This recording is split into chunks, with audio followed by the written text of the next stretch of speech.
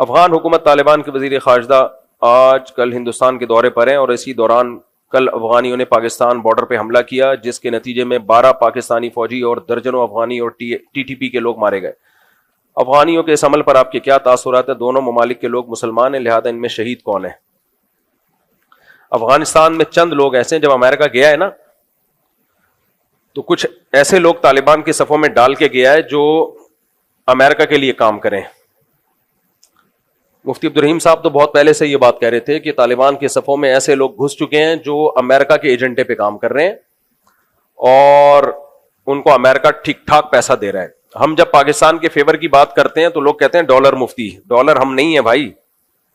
اس وقت جو طالبان میں چند لوگ، میں نے بتایا طالبان اس تحریک کا نام نہیں ہے کہ پاکستان کو اٹیک کیا جائے یا پاکستان کو مارا جائے. تو ہو یہ رہا ہے، میرا پورا کلپ اس بارے میں آج چل گیا 6 بجے، پوری ڈیٹیل سے میں نے جمعے کو ایک بیان ریکارڈ کروایا جو آج چلا ہے. پرسوں ریکارڈ کروایا تھا، چل گیا کہ نہیں چل گیا کسی کو پتا ہے؟ نہیں چلا تو کل چل جائے گا. اس میں پوری ڈیٹیل ملا عمر کے سے لے کے میں نے ابھی پورا ہسٹری بیان کی ہے. مفتی عبدالرحیم صاحب کے 2 بھائی اس لڑائی میں شہید ہوئے ہیں. جب اگر انہوں نے جہاز سے یوٹن لیا ہوتا نا، پہلے ایک بھائی شہید ہوا، اس کی جنازہ ہم نے خود پڑھا ہے، پھر دوسرے کو بھیجا وہ بھی شہید ہوا، پھر باقیوں کو بھیجا وہ نہیں ہوئے شہید، باقی 2 شہید ہو گئے. اس لیے مفتی عبدالرحیم صاحب جتنے اس معاملے میں افغانستان کے ساتھ اور افغان طالبان کے ساتھ مخلص ہیں، لیکن مفتی عبدالرحیم صاحب کی شروع سے یہ دعوت تھی کہ افغانستان کی سرزمین کسی دوسرے ملک کے خلاف استعمال نہیں ہونی چاہیے، نہ امریکہ کے خلاف نہ کسی اور ملک کے خلاف، کیونکہ اس سے کیا ہوگا، وہ دوسرے ملک پھر اٹیک کریں گے، پھر آپ جنگ میں آ جاؤ گے تو سکون سے کب بیٹھو گے آپ؟ تو اب وہی ہوا ہے. پہلے ملا عمر کے دور میں افغانستان کی سرزمین استعمال ہوئی مختلف ملکوں کے خلاف. ملا عمر نہیں چاہتے تھے کہ استعمال ہو، لیکن ہوئی. اس کا نتیجہ کیا نکلا؟ نیٹو کی افواج نے مل کے افغانستان کا بیڑا غرق کر دیا. اب دوبارہ وہاں حکومت قائم ہوئی ہے تو بھائی آرام سے بیٹھو. اب امریکہ پھر ان کو پش کر رہا ہے پیسے دے دے کے کہ پاکستان پہ اٹیک کرو. بھائی انڈیا نے آپ کو اندر گھس کے مارا ہے، اس کو تو آپ کچھ نہیں کہہ رہے. رشیا نے آپ سے کئی سال لڑائی کی ہے، لاکھوں افغانی شہید کر دیے، ان کو کچھ نہیں کہہ رہے. پھر پاکستان کیا کر رہا ہے؟ اب افغانیوں کے لیے بھی مسائل کھڑے کر دیے ہیں، ورنہ افغانی یہاں سکون سے رہ رہے تھے نا، ہزاروں نہیں لاکھوں افغانی، لیگل بھی انلیگل بھی.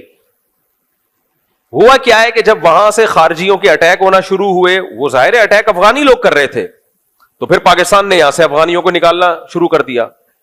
تو یہ افغانی بھی مصیبت میں آئے اور دوبارہ 2 اسلامی ملک آپس میں لڑ پڑے ہیں. انڈیا خوش ہے. آج بھی انڈیا کا بیان آیا ہے، اس میں تو اس نے صاف طور پہ انڈیا کے چینل نے کہا ہے کہ ہم دیوبندیوں کے ذریعے پاکستان، یعنی دیوبندیوں. Secondly, Pakistanis are not our well-wishers. We will tackle Taliban in a way we want. Taliban will listen to the Deobandis much more.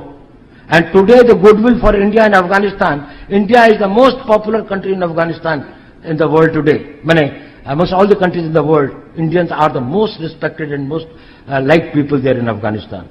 We will tackle them the way we have to. We don't need Pakistan's help. Let Pakistan be with the Taliban problem in case they do not give terrorism as an instrument of state policy.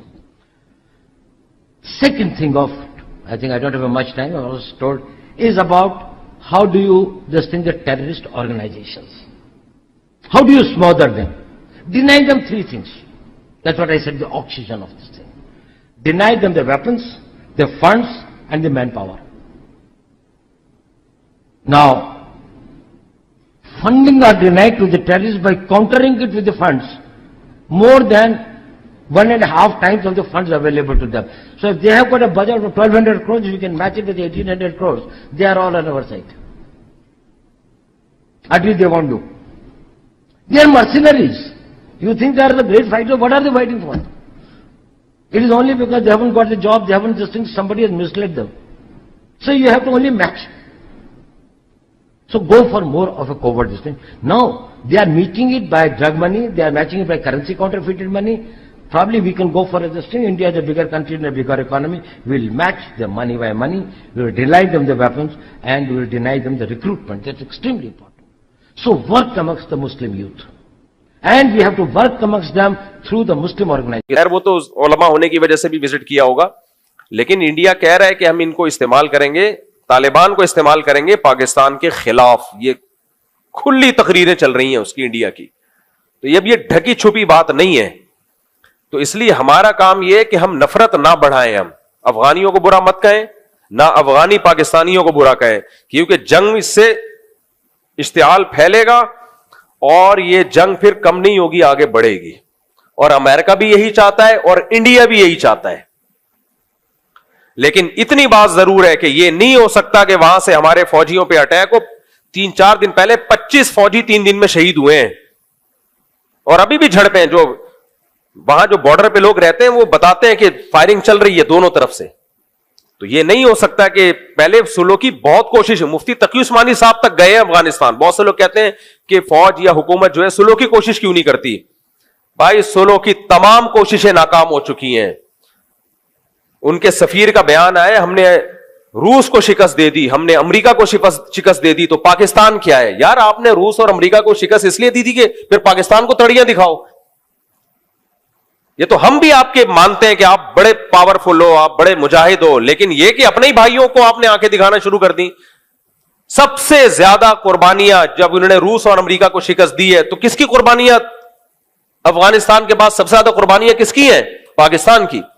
Quetta میں, پشاور میں کوئی ایک خاندان بھی ایسا نہیں ہے جس خاندان کا کوئی کم از کم ایک نہ ایک فرد اس لڑائی میں شہید نہ ہوا ہو.